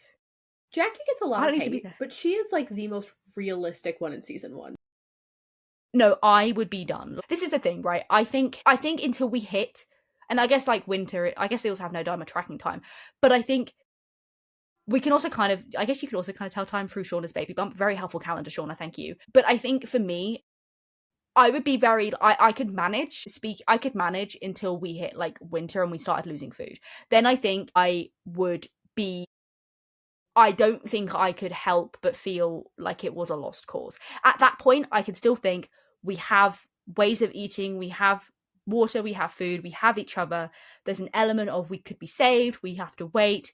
As soon as it gets to winter and those things start dwindling down, I think I also start dwindling down. And I'm like, I would be a team player at the start. Like, I don't like the fact that Jackie was like, I'm not doing anything. I think like you do have to play your part. Like, I would be playing my part, but then it, you know, I think as it drew further on, I'm like, I don't necessarily know if me being here is doing me any good. And perhaps it'll do you a greater good for me not to be here. I'd be like, listen, I'm ready to go. I'm done. In my sleep, you just slice my neck, you have a feast. I'm fucking gone. You're good. We're all good. Like, deal's a deal. We're good, Chief. Like, yeah. Bye. I don't need to be here. You do it while I'm asleep. No one will know. Well, I mean, like, I won't know, so I don't care. Let me go peacefully. Yeah. Like, who cares? Take me out in the snow. In my sleeping bag. Slit my throat. Goodbye. Oh, my lamp turned off. That was some, like, gift of God, that was. Jesus Christ. It did not like me saying that. It was like, how dare you? Oh my God. That gave me a fright. I meant Jackie was the most realistic in the sense that, like, I too have 0 survival skills. So, like, I too would be a whiny bitch if I was trapped in the wilderness. I think I could be fairly competent, but my competence does not mean I have a will to live. That's the difference, right? I actually probably think that I'd be pretty capable. I'd like to think that I'd be pretty good. But it's like, just because I'm good at something doesn't mean I necessarily want to live. No, that's so valid. That's so like valid. I feel like I agree though. A fairly valued person of the team, but I don't fucking want to live. I think I agree about the winter dwindling, but I also think that the second that deer that was like infested with maggots showed up, that's true. I think that would be the maybe this is not for me, Chief. Actually, you know what? I'd be as soon as we all like synced up and got our periods, I'd be like, I'm actually fucking done, guys. I'm actually fucking done. Like, this is actually a step too far. Yeah. It's a miracle they're so malnourished that now they won't get any more because, ew. Fuck that. True. Like, truly fuck that. No thanks. Okay, speaking of being malnourished. Listen, I know Shauna's baby was a stillborn. But just the fact that she even carried to term and went into labor. The fact that she did not miscarry, the stress alone from a plane That's crash, what I mean. The fact that she did not miscarry. Wild. Well, it's another instance of, we know Lottie was whispering to baby. Did the wilderness choose? Did the wilderness choose? Was that the first ever sacrifice made to the wilderness? Like, you know what I mean? Like, logistically speaking, of when the wilderness chose. Potentially. Maybe. Potentially speaking. I hope we'll get like Shauna dealing with that, because we got Jeff talking about it with Callie, but we never really got like Shauna's like adult self dealing with that trauma, because ew. Also, imagine having to go back to Jeff and be like, hi bestie, I'm back, your actual girlfriend's dead, I'm alive though, we ate her. Well, I guess she didn't say that, but she died. I was also pregnant and gave birth to your baby, but guess what, the baby fucking died. Like, lol, let's get married. Like, how did that conversation go down? Like, I'm trying to remember, because it's been a while since I've seen season 2. Did Jeff know about the baby from the start? Like, did she tell him? No, not from the start. No. So it was told after. Like, no, I didn't. Did they tell anybody that she was pregnant? No, I'm saying, like, when she came back, did she tell anyone she had a baby in the woods? Well, I don't, but we know Jeff knows, but we don't know how Jeff knows. We don't know if Jeff knows through reading the journals or whether Shauna told him. Or when she got pregnant with Callie, it would be evident that wasn't her first baby. That's so, like, also then did those conversations happen? So, like, that's the thing, is, like, we don't even, like, did she just come back and not tell anybody she had a baby in the woods? I feel like she'd have to tell Jeff. I feel like if she's gonna tell anything to him, I feel like that would be like, I feel like she told him.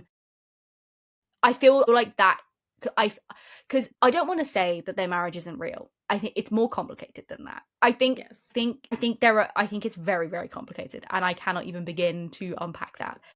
But it definitely feels like that marriage was a response to Jackie dying and Shauna being pregnant. And it feels like that was the decision that was made rather quickly because it benefited both of them internally speaking. Yeah. I don't think outwardly they probably would have suffered any kind of judgment, but I think internally, especially for Shauna, that was like the only option she had. And I could see her necessarily like not tricking Jeff, that sounds fucking disgusting and awful, but like being like, you know, we were pregnant, like Jackie found out. Like I could see that being a conversation that was happening. Maybe not. Maybe Shauna fucking said nothing. Like she could come back and be like, I lived, she died, we move, and Jeff's like, slay, one less goal to worry about, let's go, queen. Like, who knows what that was like. But I definitely think, though, their marriage was definitely a level of guilt from Shauna. 100%. I just don't see, even if she fell madly in love with Jeff, there is still forever, it was still forever going to be out of shame and guilt. Never not going to be. Because it then felt like, because like, you can't, I mean, you can, but from her perspective, it's like you threw away your best friendship over sleeping with her boyfriend. Crazy fucked. But, you know, that's the thing. She died with you both, like, you both hating each other. There was unresolved there. You then, therefore, owe it to her to live actually the life follow she through. had. Yes, yeah. To actually follow through and stay with this man. Like, you do. Like, you don't, but you do. Like, there is an element of, like, psychologically, you have to do that. Like, there's like no way you can't. And I think it's also there's an element of this is the last piece of Jackie. Yes, that exists. 1,000%. Jeff is the last piece of Jackie, and 1,000%. She cannot lose that on top of losing Jackie. But that's why it's so interesting because like they don't talk about, like, I know they go see her parents for brunch, which is fucking weird as fuck, bro. Like that is so weird. I don't know why they agreed to do that. Absolutely not. I'd be like, no. Anyway, guilt. 100%. Well, yes, 100%. But like, you know what I mean? Like the way that they talk to Shauna, ew. I was like, that was like your daughter's best friend. So fucked. Anyway, that's beside the point. I mean, it's not. It's exactly the point. But it's crazy because it's like they don't seem to talk about her. So it's like this like just blanket that they have over each other that they just kind of like, the only time they really acknowledge it is when they're at the brunch and Shauna goes into Jackie's room and Jeff comes and finds her. Like that's the only instance we ever get of like a mention. And then Callie wears her uniform, which is also like incredibly fucked. I'm like, ew. That's like so fucked. I don't want to talk too much more, but I will just say I am a Callie defender. People say they want complex female characters and don't even take the time to understand Callie Sadeki, whatever her last name is. Yeah. Okay? She is the product of a basically loveless marriage. A mother who cannot connect with her due to her own trauma. Yeah. Like she feels so raw and distinctly human. Like this is the thing. Like everyone else, like especially the adults, put on a bit of a facade. Like they're fake because they have to be fake, right? They try and live these aside from like Nat, I guess, but even so, she glosses it over to live this perfect life. Callie is like very distinctly like things are fucked and this is not, and she's like very kind of upfront about that, especially in season 2. She's like, no, this is fucking like, this is stupid. This is really, really bad. She's also a teenage girl. Like, I think that's also the part of it. It's like she is a child. She's a minor, and people do silly things, silly things, and are very irrational. She lives in the city that her parents grew up in, that her mom disappeared from for 18 months. People talk about her. People whisper about her 100%. Oh, your mom's the one that was in that plane crash in the woods. Do you know the number of shit she's probably heard about her mom? Do you know the number of times people probably asked her, was your mom a cannibal? Like, what did your mom do out there? Like, isn't it incredibly poetic that Shauna eventually escapes from the shadows of other people and then puts her daughter in her own? I don't know, seems like it's pretty on the nose to me. No, that's what I mean. Like, that whole dynamic is so interesting because it's like, people forget. I'm like, she did some messed up things. So did everyone. She's not great, but she's also like, but like, that's kind of the point. Everyone sucks, but they're all weirdly justified in their sucking. Yeah. like, because, you know, from her perspective, she does see her mum as a villain, and as you probably would, to be honest, right? She's gone missing, she's very distant, she's very cold. You then find out she's like cheating on your dad, and your dad seems to be like a pretty like stand-up guy, the breadwinner of the family, kind of just like hangs out, a little bit stupid, whatever, you know, kind of just a man. Like that just, and then your mum's like blackmailing, like, you know what I mean? Like the manipulation that occurs between those two as well. It's like, that's fucked. Of course she's then gonna show up and then rebel. Like, she's gonna rebel. She finds someone who takes interest in her. She's like, yes, like, I'm latching onto this. Of course she would. She finds the burned ID, and this guy has gone missing. I'm sorry, but I think everything she does is incredibly rationally irrational for what she goes through. She held that well better than me. I would have had like 70 breakdowns. Oh my god, yeah. Full on crash out. The moment that I was like, this is such a like interesting family dynamic is when Shauna's talking to the police. Well, she's talking to Kevin, and Callie's in the kitchen, and she overhears like Shauna like having a bit of a mare, and she comes in being like, "Are you ready to go? We got to go to the mall." I'm like, this is when I was like, she gets it. She knows there are bigger fish to fry here, and she chose her lane. And I was like, you go, girl. You go, girl. Yes. And I was like, now we have a deluded family together.